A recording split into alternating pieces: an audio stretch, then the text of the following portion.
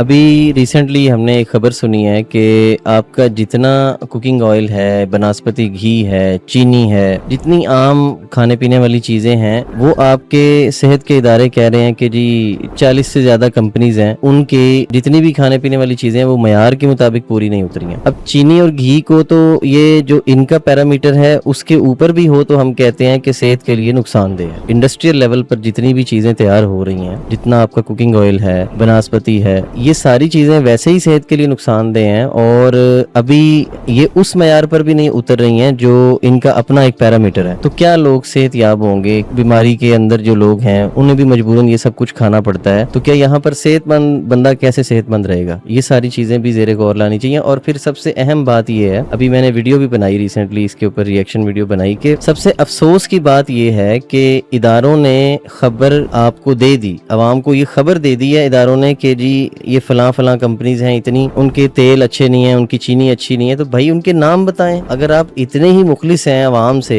आप इतने ही अच्छा मीडिया चला रहे हैं, अब इसमें न्यूज़ चैनल्स भी आते हैं जो बड़े बड़े बोलते हैं कि जी हम सच लेके आते हैं आपके सामने। क्या सच लाते हैं आपने कहा जी 40 से ज़्यादा कंपनीज हैं, तो 40 कंपनीज में बड़े बड़े नाम भी होंगे, उनके नाम लेके आए ना ताकि लोग उनकी प्रोडक्ट ना खरीदें। अब इतनी ज्यादा कंपनीज जो है वो गैर मयारी चीजें बना रही हैं और लोगों को दे रही हैं, फिर इदारे ने उनको पकड़ा है और पकड़ने के बाद आप उनके नाम भी बताने जोगे नहीं है कि भाई उनके नाम कम से कम लोगों को बताएं कि लोग अवेयर हों कि भाई इन कंपनीज का हमने माल नहीं खरीदना। तो अगर नाम